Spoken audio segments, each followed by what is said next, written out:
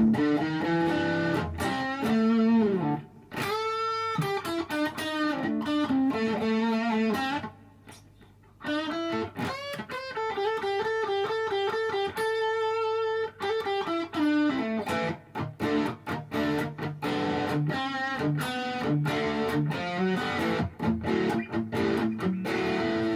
YouTube! What does £29 get you? That is the question. Well, I was on eBay a few nights ago and I happened to see a cheap guitar and I thought, well, it's a treble guitar, you know, it'd be really small, I could take it around really easily, it's going to be quite light, small body, regular size neck. I thought, 29 quid, go on, I'll have a bid, see if I win, go on. I'm not going to win, I mean they go for like 80 quid, it's not going to help. I won. Here it is. It's another Encore. I have no idea what model it is, but I could tell it was an Indian one, an old one, like my white pearl Strat, because you see it's got a little yellow sticker on the back of the neck, and that gave it away because I found one of those just the same inside the cavity of the Strat when I pulled it apart. So it's an Encore travel guitar, and as you can see, the body is a lot smaller than a regular guitar.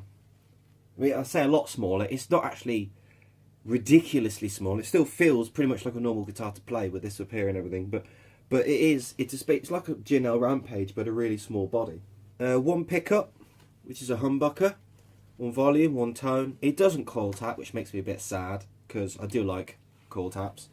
I recognise the trem as being an Encore trem, so this will be 50mm from E to E, so it won't be upgradable, but that's perfectly fine. Now, you know, it does the job. I'm happy with it. It's been locked down. It's got a trem in the back, just as you'd expect a normal Strat trem, really, nothing special there. I've opened up the back and had a look at the insides, and they're two little chickpea pots, really small ones, and there's a capacitor, which isn't very nice.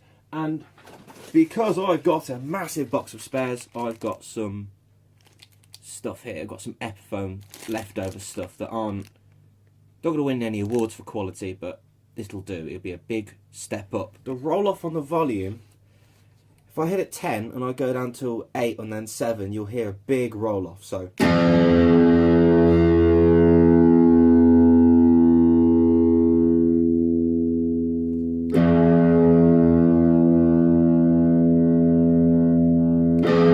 see, it's all at the top end. So I think that it's probably a B type pot for the volume. B means it's linear taper, which means it's more affects more the higher you turn, the more it affects it. The lower you turn, the less, the more subtle the effect is. So what you really want with volume is like the tone. Let me show you, where you get a really linear.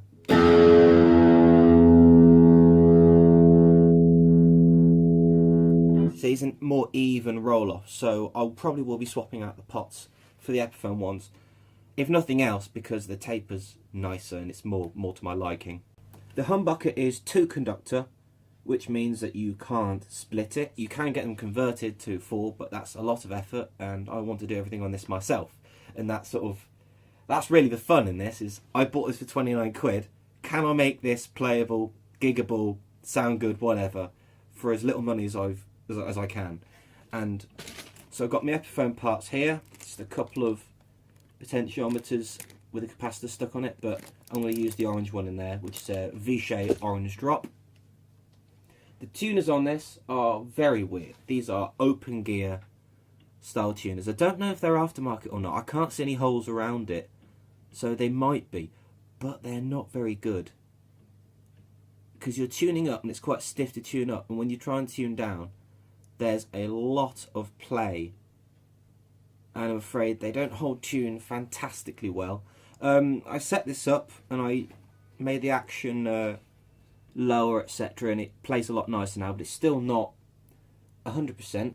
The nut's quite well cut, but I think the slots are a little bit deep, so I need to sort that. But yeah, there you go. The body's made out of some sort of wood. I can see that through the paint that there's wood grain, so whatever it is, it's wood.